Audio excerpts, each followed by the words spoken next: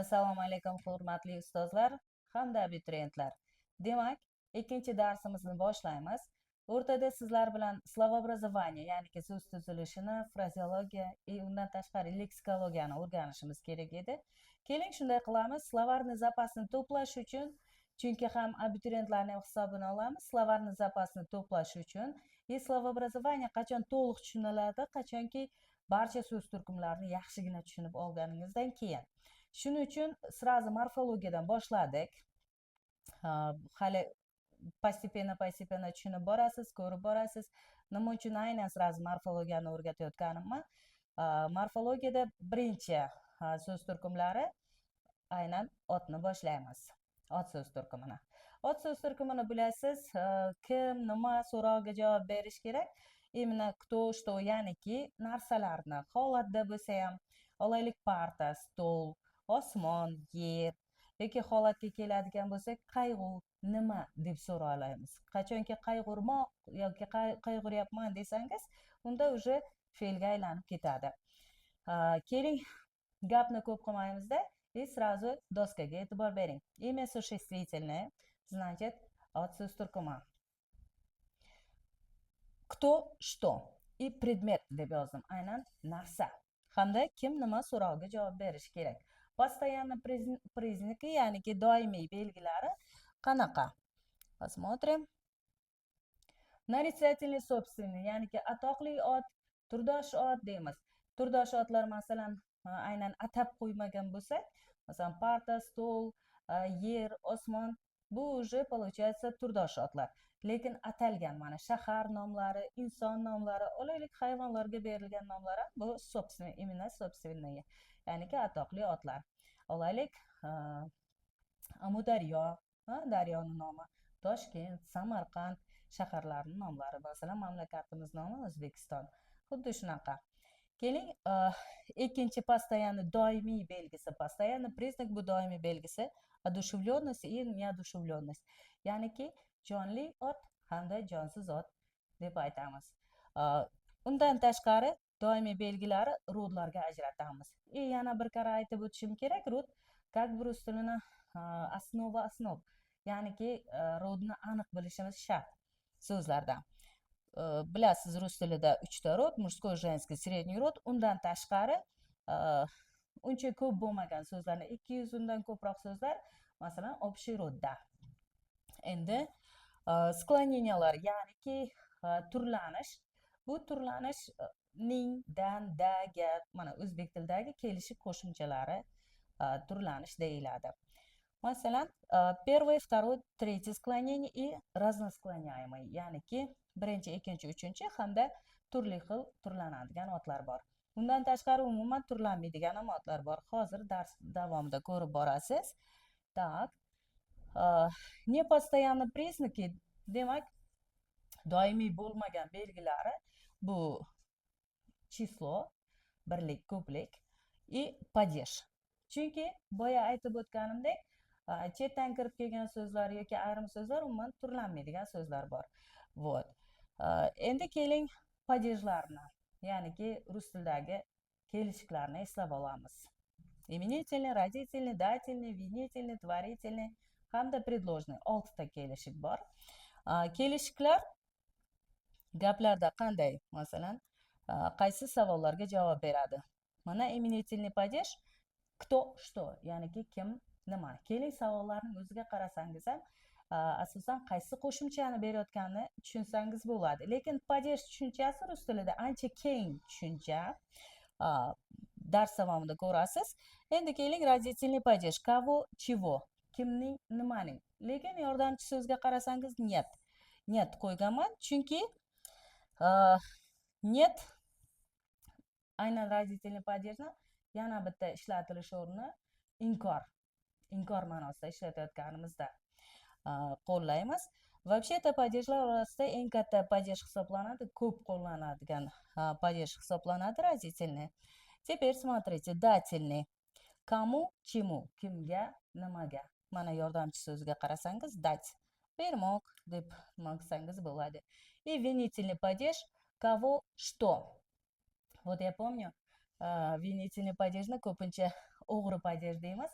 E'tibor qilayotgan bo'lsangiz, kavo da savoliga qarang. Родительныйda ham xuddi shunaqa savol bor edi. И что? Imenительныйda bor edi. Xuddiki imenительныйni bitta so'rog'ini и родительныйni bitta so'rog'ini o'g'irlab olganga o'xshaydi. Shuning uchun no asosan vazifasi ni qo'shimchasini beradi. Tворительный падеж kim, чем, kim bilan, nima bilan. Endi yordamchi so'zga qaraydigan bo'lsangiz, доволен. Ya'niki доволен как бы mamnunlik, да, mamnunman degani. Теперь предложный падеж. Предложный падеж о ком, о чем? Ya'niki nima haqida yoki kim haqida. Вообще да ma'nosini beradi. Padejlarni qachon aniq to'liq tushunamiz? Qachonki ishlatib o'rgangan paytimizda. Keling, родительный padejning yana ko'makchilarini, qaysi ko'makchilar bilan birga keladi? Boya aytib o'tganimdek, eng ko'p ishlatiladigan padej родительный hisoblanadi. Смотрим ko'makchilarini hamda yana yordamchi savollar. Откуда? Qayerdan? Demak, dan ma'nosini ham beradi. Где? Qayerda? Чей? Kimniki? Kimning narsasi? Tegishlilik ma'nosini ham beradi. Endi qarang, без. Siz. Он пришел без шапки, например. Shapkasiz keldi. Boya aytib o'tganimdek, отрицательный inkor ma'nosini beradi. U, от, до, из, около, после, с, возле, для, из-за, вокруг, из-под, вокруг, кроме. Barchasini bitta-bittalab ko'rib chiqamiz. Hali barcha preдлогlar bilan gap tuzamiz, ishlatilish o'rinlarini ko'rasiz. Пока yozib oling hammasini. Так, дательные. Согласно, благодаря, к, по. И вопреки. Qarshi. Gama, masalan, baxtga qarshi yoki o'sha qoidaga qarshi ishlatilgan paytida. Теперь благодаря tufayli degani. Faqat tufayli bo'lsa-da, masalan, из-за непогоды yoki bo'lmasa благодаря подруге. Ikkala из-за ham tufayli, благодаря ham tufayli. No из-за degan paytimizda salbiy ma'noda ko'proq, благодаря уже ijobiy ma'noda ishlatiladi. Hozir aytganimdek, hali ko'p ishlaymiz bular bilan. Теперь винительный падеж. Куда? Qayerga? Ni qo'shimchasidan tashqari, masalan, я знаю, aytaylik, matematiku, русский язык deganimizda, masalan, men matematikani bilaman, rus tilini bilaman deganimizdan tashqari, вот куда ga yo'nalishni anglatadi. Я иду в школу. Mana в школу, maktabga. Ga aniq bir yo'nalishni aytayotgan paytimizda. В, за, на, про, через.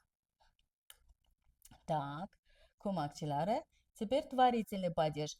Где, как, каким образом. За, над, перед, под, с, между. Ko'makchilar. Endi где, qayerda, как.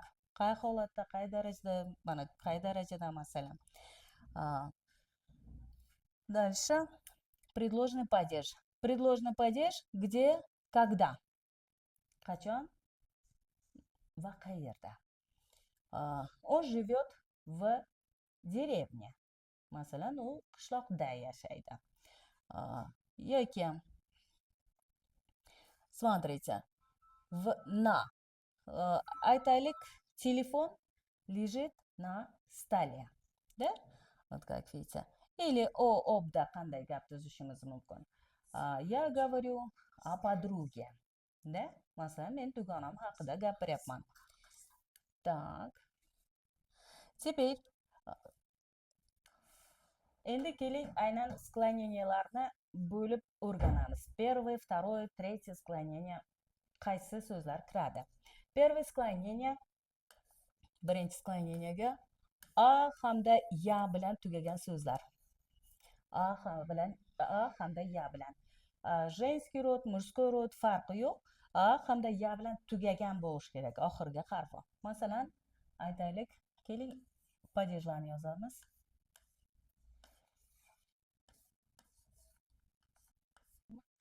Так, смотрите. Значит, первое склонение, женский и мужской род farqi yo'q. A hamda ya bilan tugagan so'zlar. Падежlarni yozib oldik. Именительный, родительный, дательный, винительный, товарительный, предложный падеж. Endi keling o'zgarishlari. Bu mana so'zlarni qarang. Birinchi boshida mama, telefon, tетрадь. Правильно? Hech qanaqa bosh kelishda o'zgarish yo'q. Chunki hech qanaqa qo'shimchasi yo'q. Ona, telefon, daftar degani. Endi родительный падежda keling условный. Chunki родительный падеж juda ko'p o'rinlarda ishlatiladi. Ning qo'shimchasini qo'shib ketaylik. Ning. Ning. Da aytaylik, это шарф мамы. Bu onamning sharfi. Обложка telefona. Mana ko'ryapsiz? Qo'shyapman. Правильно? Обложка tетради. Masalan, telefonning jildi, daftarning jildi degan paytimda ning dedimmi, e'tibor qiling, telefon so'ziga a qo'shyapman. Yana ikkinchi skloneniyaga e'tibor qiling. Mana bu to'rt burchakcha qo'yib qo'yibman. Окончание bu мужской rodni bildiradi. Chunki qarang, hozir mana bu yerda hech qanaqa qo'shimcha yo'q. Правильно? 0 bo'lib turibdi. Уже qolganlariga qarasangiz, qo'shimchalar qo'shyapman. Bu degani keyin qo'shimcha qo'shiladi, hozircha yo'q degani. Shuning uchun мужской rod. Demak, мужской roddagi мягкий znakli so'zlar, undan tashqari o, средний roddagi hamda ye bilan tugagan so'zlar. Правильно? Средний roddagi so'zlar. Ikkinchi skloneniyaga tegishli. Uchinchi esa женский rod, мягкий znak bilan tugagan so'zlar. Так, keling дательный падежga qaraymiz. Например, я dala mame цветы. Men onamga gullar berdim. Ya degan paytimda mame deb o'zgartiryapman. Ну, telefonu что-нибудь, например, тетради. Demak, ga degan. Endi винительный падеж ne. Я жду маму, например. Men onamni kutyapman. Keling, mana bu yerga yozib qo'yaylik. Так. Bitta-bitta qo'llaniladigan qo'shimchalari bilan. Na, demak, я жду маму. Men onamni kutyapman. Например, телефон. Да? Я купил телефон. Men telefon sotib oldim. Demak, undosh harflar bilan tugagan so'zda, masalan, hech qanaqa qo'shimcha yo'q. Jonsiz holatda faqat qo'shimcha yo'q. Teper, tетрадь. Bu yerda ham yo'q. Boya aytib o'tganimdek, jonsiz holatda винительный падежda ne deganimda qo'shimcha qo'shmayman. Faqat женский roddan tashqari. Творительный падеж. Я разговариваю с мамой. Men onam bilan gaplashyapman. Например, endi bilan qo'shimchasini olamiz. Da? Bilan. Так. Ну, он хвастается телефоном. Masalan, iPhone 17 topdi, da? И хвастается. Mana maqtanyapti telefoni bilan deymiz. Теперь тетрадью. Daftar bilan. Mana. Endi предложный падежni oladigan bo'lsak, haqida yoki da. Я думаю о маме. Men onam haqida o'ylayapman, masalan. Да? Я думаю о телефоне. Правильно? Я мечтаю о телефоне, например. Так, дальше. Тетради. Demak, qarang. Bu hozirgi o'zgarishlarni yozib olasiz, turlanishini. Shu bilan пока birinchi qismi имя существительное, chunki ancha kattagina mavzu, hali tushuntirishim kerak bo'lgan, o'rgatishim kerak bo'lgan joylari ko'p. Bu пока birinchi qismi. Yozib, ko'chirib oling. Qolgan narsalarni esa testlarda mustahkamlab olamiz. Xuddi fonetikadagidek. Sog' bo'ling. Yaxshi kunlarda ko'rishaylik.